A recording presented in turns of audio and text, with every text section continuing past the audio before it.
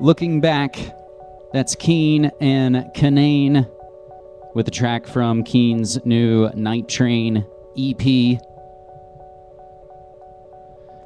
Running up the stairs like Rocky, ladies and gentlemen, it's the 191st episode of Media Monarchy. My name's James Evan Pilato. I'm your host and webmaster of the site and show, MediaMonarchy.com, your source for alternative news, politics, conspiracies, and cover-ups. It's October 22nd, 2010, and we are coming to you live, as always, from the Portland Radio Authority, praradio.org, live every Friday morning at 10 a.m. Pacific Time, blasting out worldwide. Again, thanks to praradio.org, and of course, thanks to zeropointradio.com. Simulcast live as well. Hello to Casper, Wyoming, 92.3 FM and 1670 AM. And on the East Coast, the worldwide home of free speech, revereradio.net. Simulcast, 1 p.m. East Coast time, live.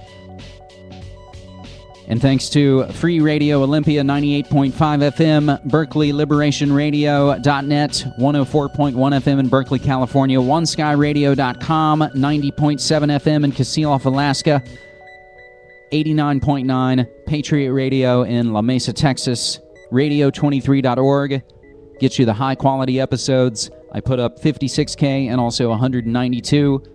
The higher quality, suitable for rebroadcast. If you have an alternative media outlet, radio show, website, video, anything, you don't have to ask. Just play the high quality one so it sounds good. You can get in touch with me, Facebook, MySpace, Twitter, YouTube, Ustream, Blip, Cafe Press, Gmail, Skype, Instant Messenger, iTunes, radioforall.net, and archive.org. All of those, Media Monarchy as your username. We also want to say thanks again to John in Maryland for donating to MediaMonarchy.com. The PayPal button's on the top right. Anything you can give is greatly appreciated to help pay for the domain names and the studio rent and all those other little pesky things like Skype credit that, again, help keep independent alternative media going and commercial-free. This is the most jam-packed 2-hour podcast you are likely to find anywhere, and if you find it that way, and again, thank you to longtime listeners who constantly get in touch, send news tips, make contact, MediaMonarchy@gmail.com. You can even mail some media to the Monarchy. P.O. Box 12165, Portland, Oregon 97212. And yes, of course, the Obama-Messiah was just here a few short days ago with all the platitudes, and we're nonpartisan here. We're trying to give you the raw info as puzzle pieces, as we're all putting together our own puzzles, and whatever metaphors you like, getting outside of boxes, on and on. I think you know what I mean, and I think that's why you're here, and I think that's why you tune into alternative media. Breaking news, October 22nd, 2010, the NPR and Juan Williams firing story. Yes, the latest firing of a media personality over the culture wars. Of course, we had Rick Sanchez just a few weeks ago, Helen Thomas a few months before that. We'll get into that story a little bit later. Britain's newest nuclear submarine has run aground during drills, looking like the Loch Ness Monster off the coast of Scotland. China against current account limits, says a G20 source. All that and so much more swirling around the world and breaking live. I give as much as I can and go pretty much up until we go live, adding the latest info I can to the websites that, again, try and lay out a path for you. And there's all those things that come to me throughout the week that I want to try and add in as information to the site, such as just because I link to things doesn't mean I necessarily endorse it. I'm trying to give a broad view and give that to you.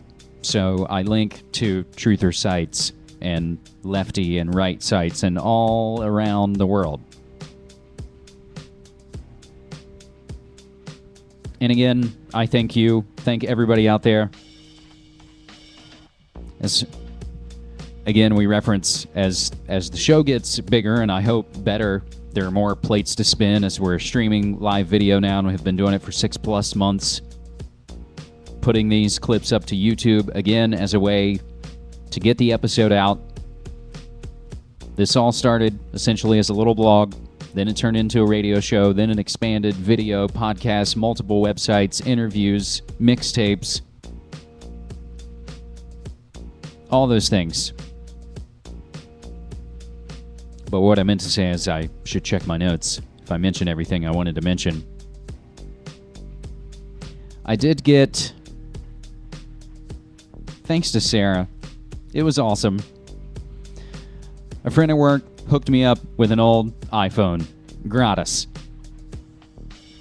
So, thanks to another friend, it's now jailbroken and is essentially a Wi-Fi pod, as I call it. So, I'm not up to the satellite grid, but if I can catch Wi-Fi, I can do all kinds of other things. So, you may have noticed my Twitter feed ramp up alarmingly in the last week, and you're going to see that. And again, all of these other avenues, retweeting, making connections, doing interviews, hooking up with folks all around the world, people I've never met, people I probably will never meet. But hopefully this all resonates, and this is why we all need to get together. This is the kind of community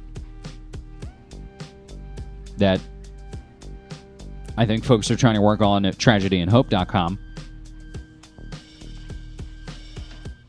So, twitter.com/Media Monarchy is exploding, so you should hop on that explosion. I also want to thank my man Alan in Omaha, who has been a help for a while in a number of ways to Media Monarchy, is now helping me post to cyberspacewar.com, so you may notice more things coming out of that website covering the attacks on inner space and outer space. I'll throw the call out again, and I know I've done it before. If I drop the ball, I apologize. It's plate spinning. If we can get somebody posting to foodworldorder.com, MediaMonarchy@gmail.com, we can work all this stuff out. But I'm throwing out that call again, and it's tough to respond to everybody over every little thing. So don't get mad and don't get frustrated, because everybody's spinning plates. More and more plates. More and more plates with less food on them, I suppose. I also want to mention we're in the chat room on zeropointradio.com. Building more and more connections that, caveat, are all based on the virtual world, which, as we're tracking on cyberspacewar.com, the military and all their surrounding connections clamoring for an I-911 to shove an I-Patriot Act down our throats, down our series of tubes. So these have to be real world. Real world. We're going to start this episode 191 off officially now by getting into the question we cover on the latest episode of NewWorldNextWeek.com. Will Americans follow French example of mass civil unrest, or will the sleeping middle classes continue to scratch their butts and watch Dancing with the Stars? How will Americans react when the government begins to impose the same austerity measures that are causing riots, street battles, fuel blockades, and other assorted chaos in France? Will we witness mass civil unrest, or will the sleeping middle classes continue to scratch their butts and watch Dancing with the Stars? Now, I read through this article in its entirety on NewWorldNextWeek.com. There's a lot of URLs to stumble over. Fortunately, it's all linked up. So I won't read that full article again because I can just link you over to the latest New World Next Week episode. And we will get a couple of clips to flesh this story out of what has been going on in France and what that could mean around the world and where I sit here in the Pacific Northwest. Well, I said I didn't want to read the article, but I at least need to give you the background. As predicted, with these austerity measures, France is now a week plus into strikes and protests in response to government plans to raise the retirement age from 60 to 62. Now, of course, this brought out the usual cast of violent anarchists. Two different kinds of protests going on. There's the anarchists who can't wait to smash shit up, which only serves to bring the crackdown from the police state. It's exactly what they want. Works out perfectly. And we can see some of the updates posted from the bottom, and we're grabbing this from Paul Joseph Watson. Violent anarchists help French authorities crush pension protests. Because that's the catch here. The black-clad youths were more worried about getting shut off from the dole, smashing shit up with baseball bats to Starbucks, and we've seen it around the world. Sometimes they are provocateured and connect back to black ops and military intelligence. The legitimate protests and the ones that genuinely hurt the establishment and put the idiot anarchists to shame were being run by French workers, truck drivers, and union leaders and enjoyed 70% support from the population.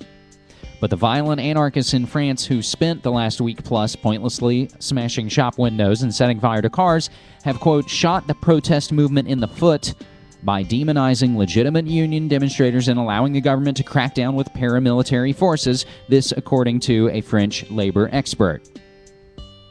We're putting together 3 articles from Paul Joseph Watson. The first was the question, will Americans follow French example of mass civil unrest?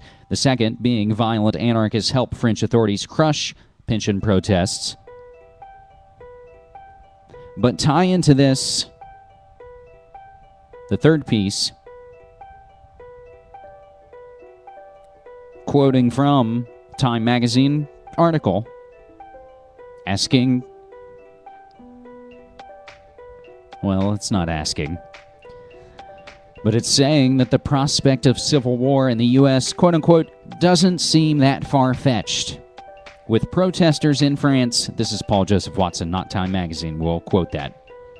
With protesters in France entering a 7th, now being 9th, as I speak to you here on the 22nd, day of strikes and demonstrations against draconian austerity measures, many political observers in the U.S. are now wondering how long it will be before similar scenes unfold on American streets, even with Time magazine now conceding that the prospect of a civil war in the states doesn't seem that far-fetched. To be clear, Stephen Gandel's article entitled, Will the Federal Reserve Cause a Civil War? There's the question. Largely dismisses the possibility that the Fed's upcoming November 3rd meeting, right around our next selections here, during which Bernanke is expected to announce a fresh round of money printing, will that prompt a national uproar, but it doesn't exactly debunk the notion of longer-term social dislocation as a backlash to the crumbling economy, as many are now forecasting. The question remains, how will Americans react if the Obama administration pushes ahead with its plan to seize all private 401k pensions, which will be swallowed up by Social Security under the banner of mandatory guaranteed retirement accounts? The Time magazine question, will the Federal Reserve cause a civil war?